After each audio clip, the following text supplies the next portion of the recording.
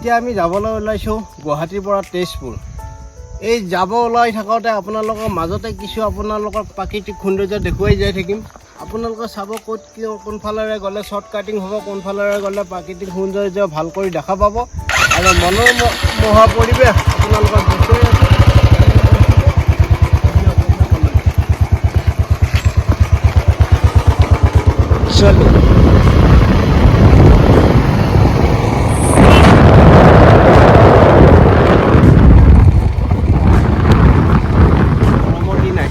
এই গৰমৰ দিনত সকলোৱে আহি এই ঠাণ্ডা জেগাত এই গছডাল বেলগছ হয়, এই গছৰ তলত সকলোৱে জিৰাই আহি দুয়োফালে প্ৰাকৃতিক সৌন্দৰ্য, ইফালেও পাহাৰ ইফালেও পাহাৰ মাজেদি গৈছে ৰাস্তাটো। এই ৰাস্তাটো যায় উত্তৰ গুৱাহাটীৰ লগ হৈ ৰাজাদুৱাৰ ঘাট, মাজগাঁও ঘাট আৰু এটা হাট, তিনিটা ঘাটৰ মানুহে সংযোগ হৈ আছে মানে গুৱাহাটীৰ লগত। এইফালে গ'লে চিধাই বেজেৰা পাব, এইফালে গ'লে চিধাই গুৱাহাটী জিয়ানাচি কিবা কিবি পাই যাব। এই জেগাখিনি ৰখি মানুহে কওঁ কোনোবাই বাহিৰত যায়, বাথৰুমত যায়, পেচাব কৰিব যায়, কোনোবাই কিবা যায়। মই যিয়ে নহওক এই গছডালৰ তলতে ৰখি আপোনালোকক এটা দৃশ্য দেখুৱাই দিম, আপোনালোকে চাব। মই অকণমান বাহিৰত গৈছিলোঁ, গৈ থাকোঁতে দেখা পালোঁ যে ৰাস্তাৰ মাজতে আজিকালি মানুহে বা কিছুমানে মদ খোৱা বুলি ক'লে গাত লাগে বা বেয়া পায়। মদ খোৱাক মদেহীক বেয়া পালে নহ'ব, মদ খোৱাক মদেহীয়ে বুলি কয়। হয় মদ খাওক, খাই উঠি এই কি কৰিছে চাওকচোন আপোনালোকে।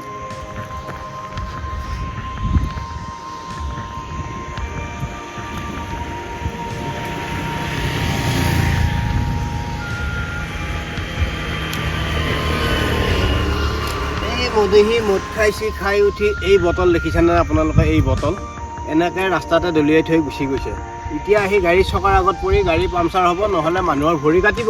এই ফলত এতিয়া মই এই চাইড কৰি গুচাই দিলোঁ। এইবিলাক গোটেই মদৰ বটল হয়, এই মদ খোৱা বটল। কিন্তু এবাৰো নাভাবিলে যে খোৱাৰ পিছত যোনে খাইছে বা যিজনে খাইছে তেওঁৰ নিচা লাগিব আৰু বেলেগৰ অপকাৰ কৰিব, ভৰি কাটিব। এই বটলৰ অৱস্থা আপোনালোক আৰু দেখুৱাই দিম। যদি সেই গাড়ীৰ ঘটনাটো এম্বুলেঞ্চ এখনৰ লগত হয় তেতিয়া ৰোগীজনৰ কি হ'ব? যদি এই বটলটো মোৰ গাড়ীৰ আগত নপৰি, এই বটলটো আপোনালোকক দেখুৱাইছোঁ, এই বটলটো মোৰ গাড়ীৰ আগত নপৰি যদি এম্বুলেঞ্চ এখনৰ আগত পৰিলেহেঁতেন তেতিয়াহ'লে সেই ৰোগীজনৰ অৱস্থা কি হ'ল হয় আৰু গাড়ীখনৰ কিমান দেৰি টাইম লছ হ'ল হয় বা কিমান মানুহজনৰ মৃত্যুৰ মুখলৈ পৰিব পাৰে।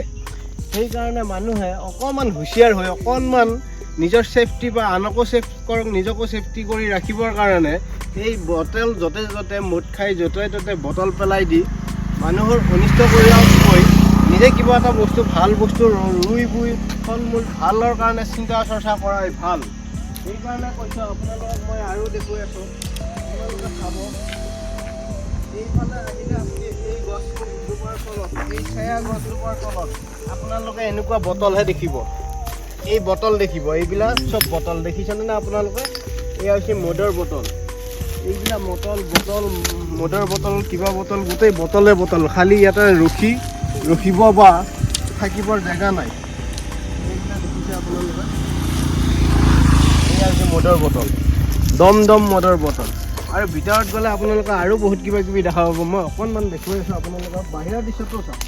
যদি কোনোবা বাহিৰা মানুহ এজনে ইয়াতে ৰখি দিয়ে বা বাহিৰা দেশৰ মানুহ এজন বোলে এবাৰ আমাৰ জেগাটো চাই যাওঁ, এই চাই যাব আহোঁতে আপোনালোকে এই ভিতৰত ল'ৰা ছোৱালীবোৰে সোমাই, এই ইয়াৰে ভিতৰত ল'ৰা ছোৱালীবিলাক সোমাই বহুত কিবা কিবি কৰি থাকিব পাৰে। যিয়ে নকৰক এইবিলাক খালি আপোনালোকে মদৰ বটল পাব, গিলাচ পাব, এইবিলাক চব আপোনালোকে ভিতৰে চাব। যিমানলৈ দূৰলৈ যাব সিমানৰ মদৰ বটলহে পাব।